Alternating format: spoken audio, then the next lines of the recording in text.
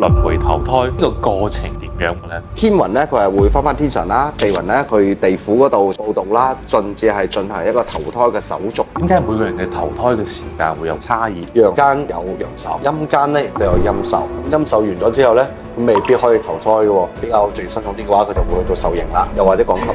即係仲有可能係做動物。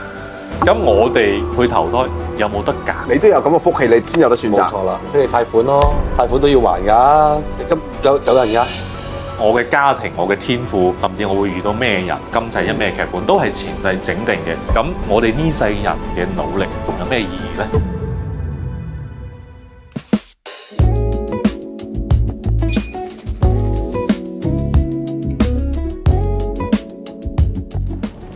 你有冇試過見到一個陌生人，但係覺得佢好熟悉？去到一個新地方，覺得好似曾經嚟過，或者自己有啲感覺、天賦、恐懼，你完全解釋唔到。呢啲可能係一個更大嘅系統留俾你嘅線索，一個叫做輪迴嘅系統。咁究竟咩係輪迴？佢點樣運作？我哋嘅今生又點樣受前世影響？今日我哋帶住呢啲問題嚟到法明師傅嘅道堂，由師傅為我哋揭開輪迴真相。Hello， 大家好，我係法明。大家好啊，我係小文。師傅啊，師兄，咁我哋成日都聽人講輪迴投胎，咁呢個過程究竟係一個點樣嘅咧？同埋師傅成日都會講三魂七魄，咁呢三魂七魄喺輪迴裏面係一個咩嘅角色咧？正常嘅人啦，過身之後咧，係個元神，佢會喺個墳地嗰度去照顧住屋企嘅人嘅，或者後代啊，甚至我哋話明係祖宗18代啦。咁其實佢哋都有一個年份喺入邊嘅，咁啊要照顧咁多代嘅人。咁啊最親近咧照顧最接近嗰3代。天雲咧，佢係會翻天上啦；地雲咧，佢會去地府嗰度進行報道啦，甚至係進行一個投胎嘅手續嘅。咁所以佢哋3個咧係會分開嘅。小文講咧就會比較清晰啲啦，嗰度嘅手續。咁我講大眾化一啲經常發生嘅情況啦。點解我哋會成日講陰神成日會咁大一個怨氣啦？因為落去地府受苦嗰個係佢啊嘛，佢落到去到嘅時候，49日嘅時候就落去到接受一個審判啦。咁呢個審判嘅時候，咁人一世物一世，肯定會做咗一啲唔好嘅事啦。甚至乎呢，佢會將佢以前輪迴嘅時候未清完嘅一啲業障，都會全部計晒出嚟到。你今世還咗幾多錢？仲有幾多差幾多錢？差幾多嘢？未得，你仲要受啲咩嘢？如果佢係比較罪孽深重啲嘅話，佢就會去到受刑啦。咁受刑呢個就係地雲去到做嘅嘢啦。咁天雲咧亦都會，佢唔係話係好得閒嘅。天雲咪好爽係嘛？即係唔使受刑咁樣，唔使咩。但係佢喺上邊咧，佢不斷去到揾機會，揾去到減輕呢一個罪業嘅一個機會。有可能佢會去到揾一啲修練嘅機會。同時間咧，佢亦都會帶嚟一啲福德啦，咁樣去到幫助呢一個地雲，甚至會喺幫助元神再次投胎之前咧，去到累積一啲福德。去到投得更好嘅胎，甚至乎咧有更多嘅機會去搞掂咗之前欠落嘅業障嘅。咁先我哋有聽過好多個故事啦，即係話有啲人投胎咧係好快就投噶啦，有啲人要等好耐。點解每個人嘅投胎嘅時間會有咁大嘅差異？最基本嘅差異咧就係福德啦。每個人嘅福德都唔同，同時間咧佢亦都睇後人嘅一個傳輸啦，即係有冇後人去到幫助佢啊，可以令到佢亦都積啲德啊，多啲錢啊咁樣，去到決定呢個時間。同樣地咧，陽間我哋有陽壽，陰間咧亦都有陰壽。佢呢個陰壽上面咧係要根據佢自己所需要去到庇佑後代啦，甚至乎我哋講嘅話係要去到承擔一啲後果啦、業力啦，去到再行呢個恆定嘅。所以每個人嘅投胎嘅時間都唔一樣。係咪話即係陰壽完咗之後就可以投胎啦？咁陰壽完咗之後咧，咁未必可以投胎嘅喎。因為我陰壽受完咗都好，我正常嚟講我要去投胎啦。但係咧個機會未到嘅情況下，我都有可能等住喎。甚至乎咧，喺呢個陰壽嘅期間，人都有壞人，亡靈都有壞嘅亡靈啊嘛。可能做咗啲壞事啊，或者要做咗啲業障出嚟到啊，可能會要去到受刑之後，再去到投胎都唔出奇嘅。又或者降級，係啦。又或者降級係啊，咁呢樣嘢嘅話，即係有可能佢嘅業障過深，跟住呢樣嘢嘅話，佢會降級，就等同我哋可能做咗啲唔好嘅事，又或者俾人滅咗，咁佢都會跌一個世界㗎。即係話齋咧，即係講除咗投胎可以做翻人，仲有可能係做動物、做鬼、做神，佢投胎成咩物種？究竟係有個咩嘅機制嚟決定嘅咧？福德啦，同埋你嘅業障咯，就好似啱啱所講一樣，有個業障過身，佢咪要一樣嘢降級咯。咁如果你嘅修行修得好嘅情況之下，自然就會一樣嘢升級啦。我哋俗稱叫升仙啦，咁樣都係會咁樣。任何事情其實都有陰陽嘅。我哋三維世界嘅人啦，跟住喺呢個空間入邊，我哋可以觸碰到小雲啦，觸碰到物品啦，觸碰到所有嘅嘢。但如果你去到另一個級數嘅話，就等同螞蟻啦，即係降咗級，咁佢就喺二維世界嗰度生存。咁佢只有呢個咁嘅即係直線啊、行走啊等等。咁如果你係話福得好嘅，跟住又修仙成功嘅，咁你咪去到4維，去到5維咯，繼續向上升咯。一樣嘅啫，其實都係。對於好多觀眾嚟講，其實大家對於呢個福德嘅概念咧係有少少籠統。喺4維世界嚟講係一股氣嚟喎。呢股氣咧，你可以理解成為佢一股好光燦燦、好舒服嘅一股氣。咁每個人你話點樣去到定義呢一個多與少啦嚇？你要睇佢所犯下嘅事同佢所積落嘅德有冇所謂嘅相對應。如果我所作嘅業少，我福得大。咁自然佢顯出佢係大㗎啦，但係如果佢呢個大嘅時候，我作咗更大嘅業嘅情況下，佢就顯得佢福得少㗎咯喎，因為冇得咁樣去到一定係人與人之間去對比。但係有一樣嘢可以肯定嘅就係，我哋做人，我叫人道啦。師傅成日教我哋做人道嘅時候，你連做人都未做好，你何來去到談咁多啲福德啊，或者叫做福氣咁樣嚟臨自己身上咧？呢個氣咧係自己嘅行為會導致佢嘅多寡。咁同時係咪都可以比喻？係咪？我想普通話子語，唔係你照講普通話咪得咯，冇問題㗎，粵語雙修。精通多門語言。咁除咗之後，有冇給予嘅咁個概念？比如講，會同我有家庭嘅關係，我將我啲福德俾佢，有冇得傳承嘅？好似有傳承嘅，可能你轉俾佢但任何嘢其實喺4維世界嚟講都係要交換。例如咧，師傅俾嘢我，我講唔使講4維咁複雜，講現實世界中，佢要俾100萬我，但我受唔住咧，我哋想，但受唔住點算啊？咁呢個福德上面我要攞咩去到交換？咁例如4維世界啱先講到呈現出嚟嘅嘢就係、呢個福德可能我嘅祖先想要俾我，但係咧我袋唔住喎，兜唔住喎，我流出去喎，咁係咪叫做周圍啲嘢要攞走啊？與其去諗呢個人哋賜予自己，不如諗下自己點樣去到增大一下，會更加之會好啲、實際啲咯。咁大家講到傳承啦，其實我都好好奇咁，譬如講我今世天賦、性格，甚至乎我經驗技術嘅嘢，會唔會帶動下一世？你講緊嘅係靈魂體啦，每個人啦，點解會有個元神宮喺度呢？其實亦係俾佢去裝佢自己過往嘅記憶，同埋佢嘅法寶，佢嘅一個法本，或者佢自己嘅經歷，其實就喺入邊。只不過你打開咗邊個房間嘅門，去摷到邊個知識量，去進行去呢個投胎，或者投胎之後去咗邊間房去揾呢啲知識量出嚟嘅啫。佢的確係有一個記憶喺入邊嘅。外國嚟講叫阿卡西。咁啊，記憶寶庫係記憶寶庫，亦即係講呢個所謂嘅記憶寶庫。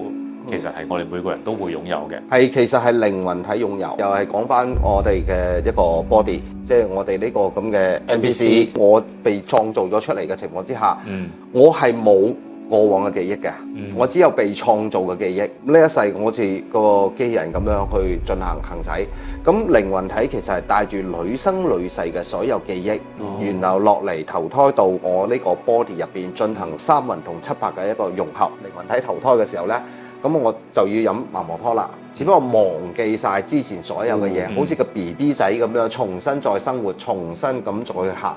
你福得好嘅時候呢，咁呢個 BB 仔咪有你嘅祖先去進行庇護，拖住佢嘅手仔，跟住一樣嘢，哇！呢度唔好去碰啊，嗰度唔好去行啊，你讀好啲書啊。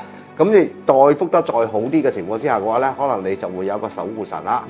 咁樣佢就會守護住你，跟住唔會俾你即係外邊嘅靈體去騷擾啦，又或者去隔住投胎咗之後，可能有呢個殺嗰個殺，物殺咁樣，佢幫佢收攬咗佢，令到你嘅生活呢會更加好過咁樣。要睇你嘅福德同埋你嘅緣分而行定。你要諗下一個師公，跟住去揀你去進行一個守護，佢同你簽咗一個合同嘅喎。你收得好，佢就會好；你收得唔好，佢就唔會好。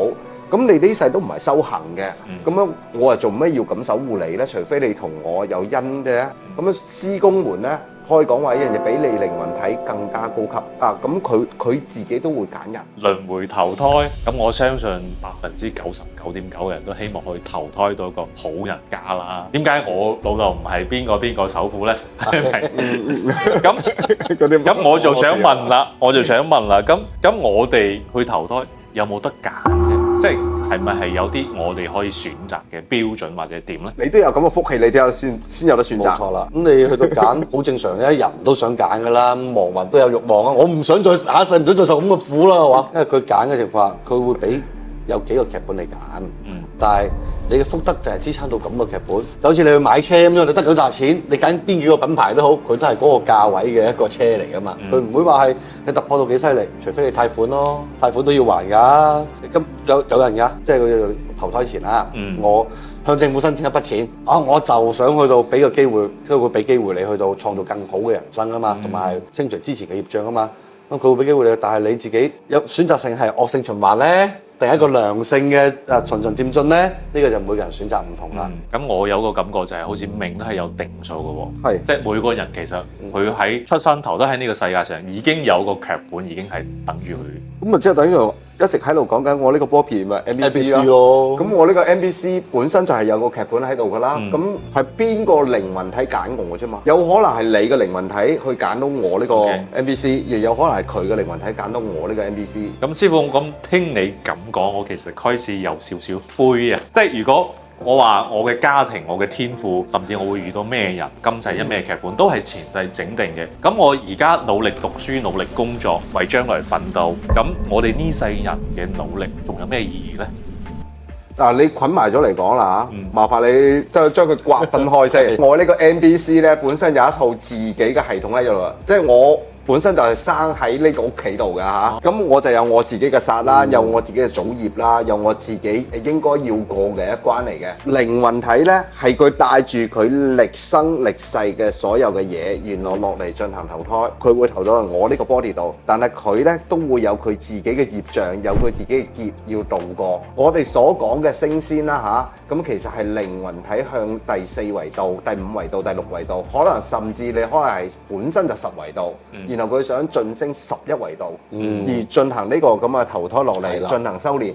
好啦，咁佢同我去進行連接嘅時候呢，到底有冇連接到呢？連接成點呢？我哋可以通過天人合一，通過修練，通過我哋嘅意念啦，或者吸引力定律啦等等各方面嘅修練啦嚇，咁樣慢慢達到靈魂體同肉體之間嘅升維，呢啲都屬於一種去改變咗呢個 body 呢個 NPC 嘅個命運。冇錯，成日都聽到講啦，一命二運三風水四積陰德五讀書係嘛？咁我哋可以係通過每一樣嘢一樣一樣咁樣去到向前反推，去到改變咗我哋嘅既定律嘅命運，唔係話你一成不變噶嘛。所以係好多種各式各樣嘅方法嘅。我哋道家係講緊一樣嘢叫變數。我係 set 好咗啦，就等同好似而家我哋三維世界一樣啫嘛。機器人佢係 set 好咗一個程序，但係你個操控人咧，同埋改程序咧，係啦。又或者我呢個咁嘅機器人，我有我自主意識嘅時候，我想你點做咧？等等佢好多個因素，但係呢個係需要好長時間嘅磨合，甚至去領悟。我哋俗稱嘅叫開悟啦，跟住慢慢去將呢個變數去進行放大。咁師兄其實有冇一個故事係可以好直觀俾我哋感覺到係去扭轉到佢自己嘅命運㗎？就啱好上個星期去跟住師傅去處理一單嘅一個個案啦。咁呢個事主咧，佢本身自己就喺政府部門度做嘢㗎啦。好多人都會羨慕啦，係咪先？因為考公務員啊嘛，係咪先？個個都會羨慕佢考到入去到好勁㗎咯，已經但係佢自己覺得自己好灰啊，好擔啊，因為佢唔適應周圍嘅呢啲咁嘅人情世故又好啊，工作又好，壓力又好，佢唔適應唔到。佢揾到師傅去到求助嘅時候，嗰度喊住咁嚟㗎啦。師傅，我大壓力啊，我點解人哋覺得我好，我都覺得自己唔好嘅？係嘛？OK，師傅用聽日去查嘅時候啦，除咗四維世界嘅問題，我哋講過前世因今世果之外咧，仲有係佢自己而家佢係需要一個修行噶嘛，佢係屬於一個修行體嚟嘅，適合修行。咁師傅就開始引導佢進行一個思維上面嘅轉變先啦嚇，咁跟住再去到引導埋佢，你可以咁樣1、2、3，按照呢3步去到修行咁樣去到轉變自己嘅心態。咁直至到今個星期嘅時候咧，佢再次回訪嘅時候，亦都喺度講啦，師傅唔同咗喎，即係我用咗你教我嘅方法去到對待人同事，同埋去到改變我自己一啲習慣啊，一啲思維嘅嘢，哇！發覺即係全世界啲人唔同晒喎。好，呢個個案上面呈現出嚟到，冇咁多咁複雜嘅嘢。修行，師傅教落嘅修真，返璞歸真，就係你自己要修好自己嘅心性。往往就係因為自己淨係認識呢一條路，即係俾眼衝啊，或者俾 NPC 安排好，我呢一世我父母安排好，我就去到考公務員㗎啦，我冇自由。但係當唔同角度跳出呢個圈子嘅時候，有人拉一拉你嘅時候咧，你完全唔同晒㗎啦。呢個佢依家變得好開朗、好活潑，甚至乎咧諗到好多更多美好嘅人生，去到進行進展嘅。佢嘅思維方式嘅轉變咧，令到佢嘅所有人生都截然唔同啦。其實好多嘢其實係境由心轉嘅。冇錯啦，師傅呢個就係師傅講嘅開悟。咁我哋成日聽講師傅平時會幫人哋調運啦。比如講你睇到呢個人佢會有呢啲關卡，有呢啲問題嘅話，你幫佢去調整。咁你認為其實神通法科喺改變命運呢個層面上，佢發揮咗咩嘅作用呢？第一本身佢係兩個唔同嘅功效啊，咁樣亦可以理解成一樣嘢嘅話係兩個唔同嘅門派嚟嘅。咁神通咧最主要咧，佢哋係睇到四維世界，跟住我哋正常人睇唔到嘅世界，感受到四維世界，我哋三維世界感受唔到嘅氣場。咁佢哋最大嘅作用咧，就係可以睇到佢發生緊咩事。我哋所講嘅法師啦，咁其實就係用法者啦。咁樣我哋會通過法術，跟住通過符咒去進行身上或者係業力嘅一啲消除。冇錯。咁其實佢哋兩個係唔同嘅科目啦。你可以咁樣去理解呢樣嘢。可能你哋有好多人嘅問題就問點解我哋兩個跟住要拍埋呢？咁其實咧就係一個光嘅問題啦，即係我哋所講嘅丹田啦，我哋所講嘅一個容器，你個光就係得咁大，你可以修煉都係咁大嘅啫。但係你攞嚟咧，完全係做晒神通嗰 part 咧，定係去做法術嗰 part 咧？咁佢係一個容量，我全部用晒嘅時候咧，就係100%啦。但係我要割50%出嚟去神通，然後剩翻落嚟嘅我就係法術。但係如果我全部呢個光都係法術咧，我唔用神通咧，關於神通類我咪弱咯。小文一樣係咁嘅原理，明白。佢成個光就係咁大啦。原來呢樣嘢嘅話咧，佢全部用晒神通嗰度，所以好多時候好多人都喺度話啊，小文係好準啊，但係解嘅時候咧就一般般啦。咁其實問題就喺度啦。我作為師傅嘅，第一當然我係過得神通嗰 part，咁其實好多人都知道我夾硬係關咗噶啦。咁我最主要係以用法嗰方面係為主嘅。咁所以我隔離咧就會有個小文啦。我進行一個扶持，佢個光咁大，但係我可以用法術去將佢個光去進行延展，冇錯，甚至進行保護，佢睇得更加深，睇得更加清晰。到底你發生咗咩事？其實好多人係想知我而家發生緊咩事，或者點解會產生呢啲事喺我身上，令到我咁痛苦。咁小文嘅最大嘅作用就係佢可以時刻追蹤，甚至睇到你嘅根本問題喺邊度，然後我就進行一個小文嘅守護啦，同時將呢個業障抽佢出嚟，跟住進行解咗佢，或者佢有啲咩殺啦，有啲咩成啦，咁樣去更深入咁樣，跟住去進行處理，甚至可以俾到佢一個即係網絡嗰啲俗稱我叫咩四維命運策劃師，即係好似改變命運就好似睇病咁。咁我睇病係有個儀器，即係我有個 X 光去睇到佢呢個病根好清晰，但係睇到之後你要點去幫佢醫翻好，點用藥？咁就係你個角色，法科同埋神，係咪咁嚟？其實呢樣嘢就係佢係一個儀器喺度幫我睇緊，冇錯啦。我就係手術醫生，我喺度做緊手術，開緊刀，幫佢治療好晒呢所有嘅嘢。好清晰。你覺得我哋普通人，我哋冇神通，都唔識得做法事，我哋點樣先通過我哋今世嘅修，可以得到個比較好嘅來世呢？咁所以首先呢一樣嘢嘅話，就要從 body 自身開始啦。咁樣，例如你每一日，你會唔會堅持去做嘢啦？會唔會喜歡去做一啲你自己認為啱嘅嘢咧。只要唔違反嗰啲國家法律啊之類咁嘅嘢就 OK 啦。我自己呢個 body 係我自己喺度操控緊嘅噃。OK，雖然話係 set 好咗啫，但我都有我自己嘅自主意識喺入面。冇錯啦。其實我都可以改變我嘅生活習慣，我可以改變我自己嘅一啲日常嘅一啲動作啦。咁其實小文有啲時候佢都同我講嗰個話題㗎，佢話。其實師傅啊，你元神比你啊懶好多㗎，咁樣你勤力好多啊！佢成日都喺度講一樣嘢，使咩咁勤力啫？我 body，我嘅 set 嘅系統，甚至我自己認為努力啲可以改變好多嘢。然後呢，我元神佢又會跟住㗎啦喎。當我哋本體去做出一個改變嘅時候，逆水行舟明知呢樣嘢對自己唔好嘅情況下，我自己用我意志力啊，用我嘅呢啲行為舉止啊，去改變咗佢之後呢，元神會跟住啊！你咁勤力。因為佢會帶動到佢會變得更加之積極，同時間咧元神去到連接四維㗎嘛，即係連接body同埋四維㗎嘛。